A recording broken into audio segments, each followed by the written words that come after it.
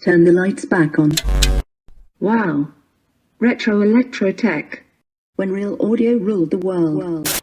Greetings, all you toe-tapping tomcats and pretty kitties. This is Retro Ernest of Retro Electrotech, and today I'm continuing on with some down and dirty, fast and furious preliminary evaluations as I start prepping a whole lineup of vintage amps and receivers for servicing and restoration. On the bench here today is the Sansui G-8700DB receiver from 1979, armed with 160 watts per channel into 8 ohms to rattle your bones. So, from what I understand, based on customer info, this is a working unit. However, there may be some intermittent loss of signal on account of dirty controls, i.e. pots and switches, the usual stuff. So, let's dive right in, perform a safe power up on the current limiter, and start there.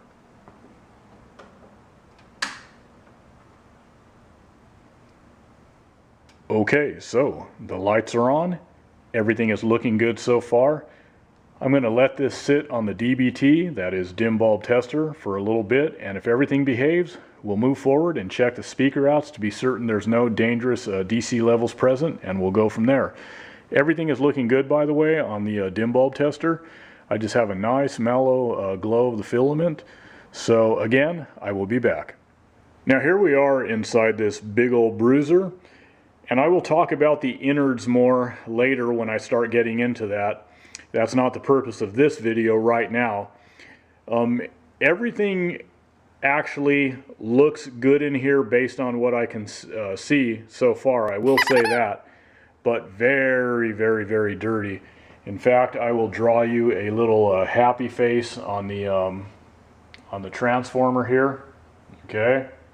Because you all are very special.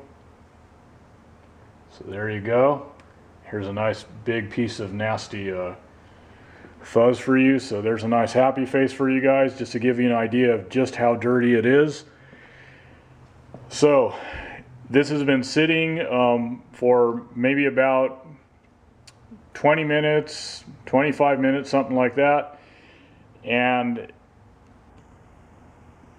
our DC offset, excuse me, is looking good. Well, I'm back, and I had to change Dustman's happy face to a sad one. Aww. But do not fret, I'm sure he will smile again soon. Woo. So, as I demonstrated a moment ago, our DC offset was looking okay. That being the case, I hooked up some test speakers with a silent CD track fed into the auxiliary inputs, and I did witness some moderate static from the potentiometers when I was playing around with all the controls. Now, a little repeat of that topic for those of you who haven't gone back and looked at some of my other videos where I explain that. So those of you who are already aware of all this, pardon the re-explanation. But potentiometers, they get all staticky over time. They start out all nice and new and clean from the factory. And in this case, we have a very, very filthy unit here. In fact, let me, there's all this dust and fuzz and debris in here. So, and the dust and these small particles and all that will work their way over the decades. This is what, 43 years old, so they'll work their way into the potentiometers, and there you go. You start having problems, static noise, even intermittent signal loss. Your signal cutting in and out. So, anyways, I just wanted to explain that once again. So, also too, just a quick word about using a silent CD track, okay? Now, nothing groundbreaking there, it's just silence. So, it's not that you really need, dead silence to assess staticky pots. That really wasn't the only reason I was injecting, a silent track into the unit here. I wanted to kind of kill two birds with one stone. and spend a few minutes initially during that preliminary evaluation here, just kind of listening for crackles and pops that are indicative of transistor noise, for example. And of course, that can take a while to present itself, but if it's occurring frequently enough, you'll hear it. So that's kind of what I was doing there. So I also noticed a very diminished left channel that wasn't influenced at all by working the pots. So we have a bigger problem, obviously, and after taking a closer look at these driver boards here, and I'm going to bring one up into view real quick, and actually let me just kind of zoom in. That seems to do a better job of not blurring everything. So anyways, you can probably see these electrolytics here are in pretty rough shape. They're leaking physically. So anyways, let me pull the other one up into view. It's the same with these. You can see the leakage here. So they're physically leaking. They've seen better days. They're not very pretty. Oh, and I almost forgot to mention, let me bring the driver board back into view here and lift these caps up. These electrolytics were glued in place with this old polychloroprene adhesive that's been around forever, and it was used right up until more modern times. And anyways, this stuff here over time becomes dark brown. It gets really hard on the board, and it becomes corrosive to metals, and it looks like everything is doing okay though on this board. All of the metal leads on these surrounding components seem to be okay. It doesn't look like any of them are suffering the ravages of corrosion, so that's good. But I wanted to bring that up. And if I do notice anything, maybe on the other board, or when I go through this a little bit more, if it's something I missed and there is some corrosion, then I'll address that problem. But I don't think that's the case, because it looks like the adhesive was applied in a very narrow path here in kind of an isolated area, and it doesn't look like it worked its way over. And sometimes it's really bad because if it gets on traces, or like I said, leads of components, then we have to contend with that as well and replace all that stuff. And in worst case scenario, repair damaged traces on a circuit board and all that. But things are looking okay in that regard. So let me go ahead and zoom out again, and I'm going to just really quickly address the customer real quick, and any of you who are interested in the topic of these electrolytics. I talk about this stuff sometimes, but I will bring it up again because some of you haven't necessarily gone back and heard me talk about this stuff in other videos. So here we go. First of all, as I pointed out, these electrolytics over time will start becoming problematic. They do degrade internally, as I pointed out. Sometimes that's shown outwardly with the physical leakage, sometimes bulging on the body of the cap. Sometimes they vent open and spill their contents. They fail catastrophically. They short out. It's pretty obvious. But they don't have to show outward physical signs to be in some state of degradation or approaching failure or whatever. And they don't also have to just fail outright to affect the performance of the receiver. They can affect, obviously, the sonic characteristics and other performance issues when they're kind of heading downhill. So again, that's just something I wanted to bring up. I'm not going to get into it real deep, but the customer and I talked about possibly recapping, and I'm going to be in touch with you, because I'm going to send you obviously the link to this video, so when you watch it. I will be in touch over the next few days. Just take a couple days or so to digest all this stuff, and I've got some things to do in the meantime as well, and we'll talk about it more.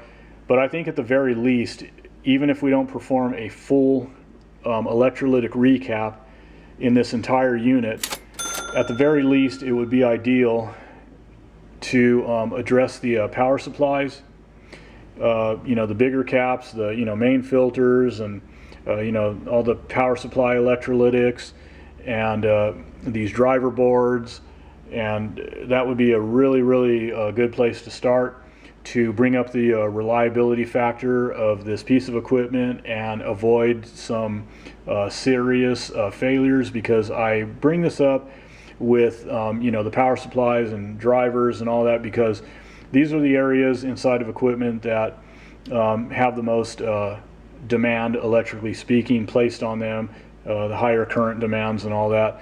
So things are working harder as far as these filter caps and so forth, so that's a good idea. So I just wanted to bring that up once again. As far as my plan of attack, well, before I get into my plan of attack, I just want to say too that it's not really necessary in all cases to perform a total recap, meaning other caps outside the category of electrolytics. For example, and I'll just kind of zoom in real quick here. I'm going to keep this last little section short. But you see like these round disc capacitors here, these ceramic disc capacitors. Typically these caps, ceramics and the film caps and all that stuff are very resilient, and unless something goes wrong in circuit and there's damage that's sustained by one of these, usually just in regard to age-related failures, you don't really see that much with these other types of caps. They're very resilient.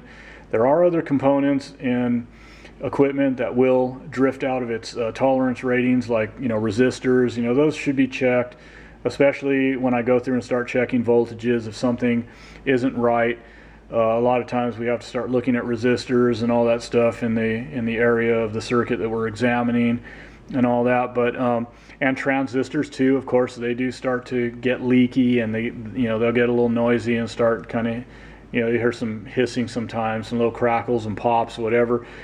So resistors will even just completely fail, and you'll lose a channel or something, or you'll have a diminished channel or whatever the case, so forth and so on. There are other components. I'm not saying that it's only electrolytics that we have to be concerned about, but they are the most problematic in this old equipment. What, this receiver is now like 43 years old, so it's about that time. And we're seeing evidence of that, even physical evidence. So as I go through, I don't know what else I'm going to find as far as caps that are exhibiting physical signs of issues. But like I said, even those that look fine on the outside physically could be on the verge of failure, or teetering on the verge of failure, or their performance is diminishing and so forth. So okay, I'm going to move on now. As far as the plan of attack goes, I was going to actually start getting into some testing a little bit, some preliminary testing on this. But with that diminished left channel and the fact that I discovered the bad caps on this board and leaking and all that stuff, I just decided to kind of put on the brakes. There's other things I want to do anyways, right off the bat, before I kind of move on with more testing. And I want to remove some things from the equation, like the potentiometers. Okay, I want to go ahead and because they are staticky and all that, I want to go ahead and thoroughly clean them out and reintroduce lubricant and all that, because I want to remove from the equation any problems that these dirty pots and pots that are in need of relubrication could present when I'm trying to suss out that left channel issue, or even other problems as I go through if I find something else. I don't want to be contending with multiple things. I want to know that, okay, the controls have responded favorably to cleaning and relubrication. That's good. They seem to be doing good. So I don't think that they're going to be introducing any noise or intermittency or whatever the case while I'm sussing out something else. And then next, of course, I want to obviously move on to these driver boards, get these all cleaned up, recap, test transistors, check resistor values, all that kind of stuff, and just make sure that everything is looking okay there, and just do what I have to do. But ultimately though, I want to get this thing cleaned out first. That's actually the first thing I'm going to do, is physically clean this thing out really good. before anything. But after the driver boards anyways, then I'm going to check out the output transistors, and just check the health of those. I want to kind of look into the gain of these transistors and make sure that everything's looking okay in the gain department. So I've got my work cut out for me here, and whatever else I might come across that I'm unaware of until I actually start removing boards and doing this and doing that. Sometimes one thing leads to the other. But anyways, that's all I want to say for now. I'm going to cut it here. Like I always say, peace, love, music, and this vintage audio that brings it to our ears. This is a poor man's shoe production.